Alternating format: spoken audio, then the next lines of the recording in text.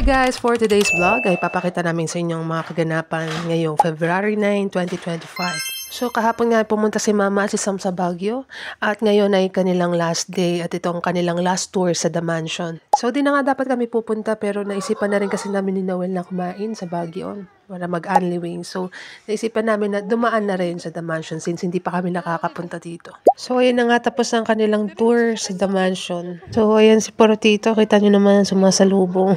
At si Mira naman, syempre tuwang-tuwa kasi nakita niya sila Mama. Kasi nga, kala niya nakauwi na sila. Hindi kasi sila nagre-reply kasi nga bawal ang cellphone sa loob. So tapos na nga ang kanilang tour at pabalik na sila sa Manila. At naglakad-lakad naman kami dito sa park. First time din pala namin ito mapuntahan. So para makatipid ng pamasahe, hindi na kami nag-taxi.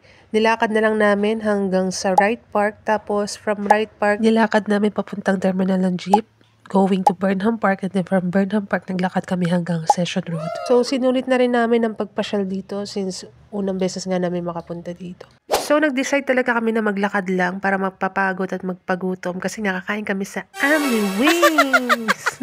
So, syempre pagka mag-Unli Wings ka, diba, kailangan mong magpagutom para masulit mo talaga yung pagkain. Kita nyo naman mga manok, sobrang sarap! So, dito nga yan sa Wing Yard, sa may Session Road, sa Hotel Venice. So, $299 nga lang ang kanilang Unli Wings and Unli Rice. Pero kung gusto mo mag-upgrade ng Unli Fries with Unli Drinks, 359 pesos naman.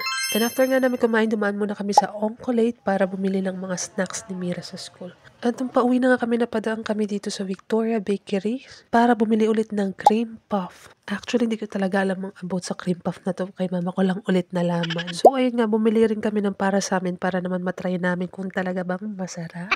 So, that's all for today. Thank you for watching. Ciao, ciao!